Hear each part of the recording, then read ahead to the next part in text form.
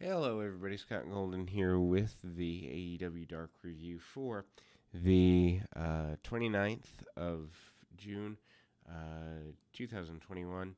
Once again, literally almost 2 hours of a show, and half of it is useless. Half of it has uses. Unfortunately, the arena's set up like there's no fans because there aren't any. That is hopefully going to end soon with the pandemic coming to a close, or at least pandemic seating coming to a close. Wardlow and Baron Black. Wardlow wins, basically puts him in a suplex position, hits a knee for basically a knockout win. Good enough, but the problem is this Baron Black character is just there and taking up space. And secondly, um, Wardlow's already kind of lost his luster with the loss to Jake Hager, so I don't know where you go with building him as a monster. Anyway, Lee Johnson with Dustin Rhodes versus Very Morales, 5.5 minutes. Honestly, this went too long. Could have done it in about half the time. Morales was fine. Johnson is probably one of the better dark talents they have and could be moved onto the main show. They actually built it up a little bit last year, but didn't really follow through on it. That's one thing AEW has some challenges with doing.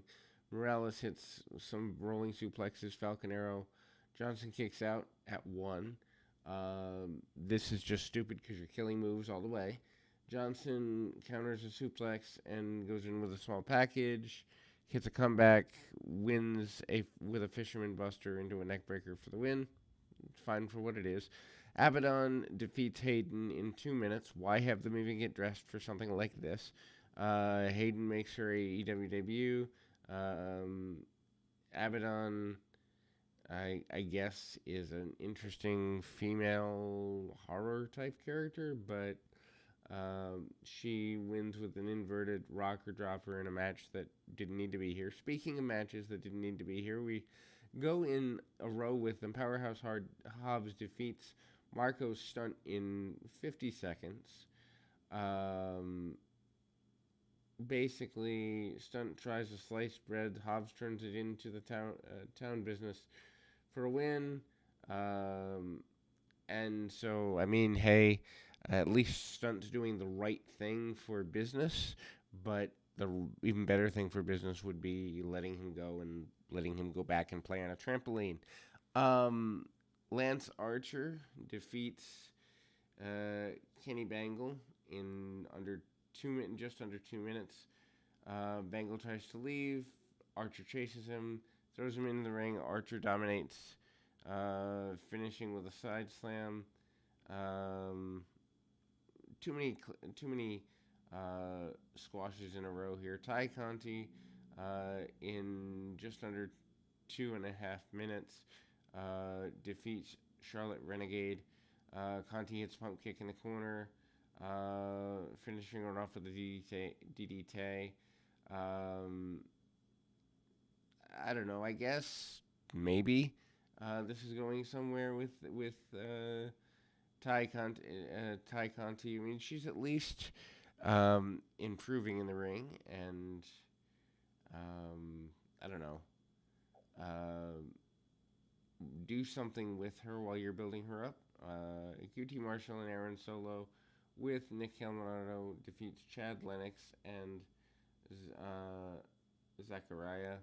Lennox and Zachariah are trainees of Dustin Rhodes. I guess that's an extension of the factory deal. Who really cares? Um, it's fine. Fine tag match, but it kills time. Marshall and Solo take out Lennox with back suplex neckbreaker combo. Didn't we already see a neckbreaker finish or two here? Then we see a diamond cutter on Zachariah. Solo finished him off with a double foot stomp. Too many moves and not enough actual need. Actually, a decent match, just under 6 minutes. Frankie Kazarian defeating JD Drake. I like the fact that Drake is getting something that matters. Not sure that him losing is the greatest of situation. Obviously, the wingman character, as I mentioned last night on the Elevation review, is not something I enjoy. Caesar Bononi is out there. Uh, Wingman get ejected. Uh, Drake nails the right hand, takes control. Kazarian comes back with a leg drop. Drake comes back with a uh, boot and a cannonball, but he misses the leg lariat. Elite Hunter locks in a crossface chicken wing for the submission win. Eh, match was good, but I don't. Why not build up Drake, and also where are you going with Kazarian? Storylines drag here for the sake of just dragging, and they don't really pay off that well. Main storylines do, secondary and undercard storylines do not. Angelico with Matt Hardy defeats Aranjan Singh, 2.5 minutes. Angelico singles matches are pretty regular. Wins with the Navarro Death Roll. Um, and then post match, Matt Hardy pressures George Hall into joining the Hardy family office. And absolutely no one cared. Alex Marvez and Joey Janela talks about Janela's injury status that absolutely no one on the planet possibly could care about. Speaking of things that are wasteful, Nyla Rose squashes Holodead, who's a really interesting character in 1.25 minutes. Rose is introduced by Guerrero as always. Holodead is a former tag champ in Shine, making her AEW debut. Why debut someone and squash them this badly? Who knows? There, Rose wins with a Beast Bomb. Then we go to the Blade with TH2 and the Bunny defeating Sonny Kiss in 7 minutes. Like the fact that Sonny Kiss is getting more playtime. Do not like the fact that the Blade, which is a completely convoluted, wasteful gimmick, is defeating him here. I don't know. Kiss does fine. I don't know why it's given 7 minutes. Both Blade and TH2 crossbody the floor.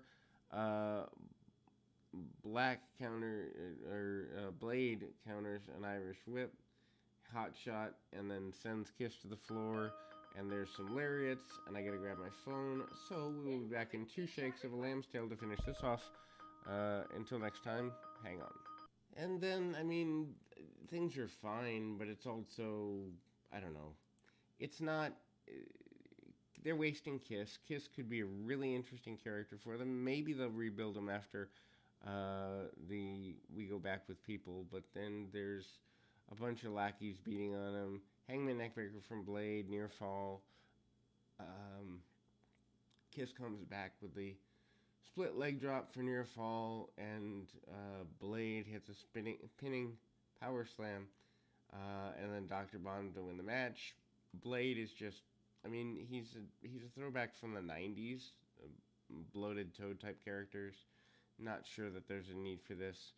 Afterward, TH2 and Blade are beating up Kiss. Chuck Taylor and Orange Cassidy make the save.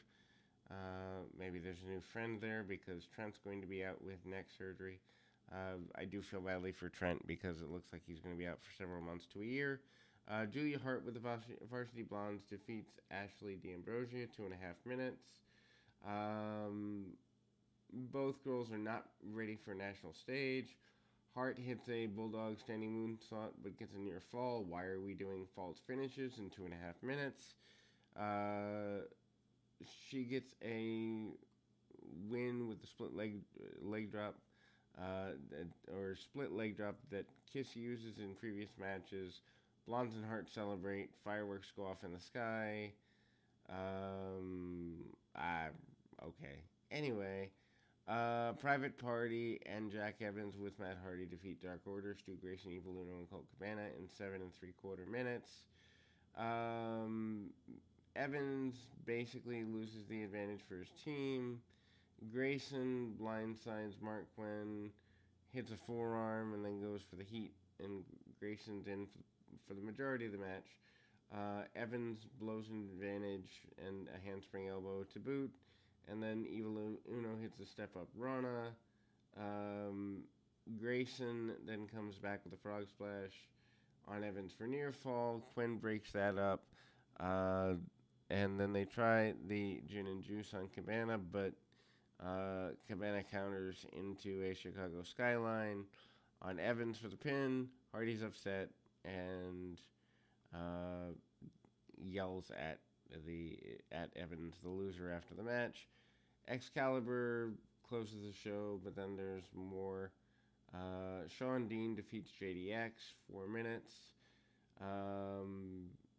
JDX's debut is here. Tequila Sunrise win from Dean. And then Ryan Nemeth and Cesar Bononi defeats Sage Scott and Jake St. Patrick in 242.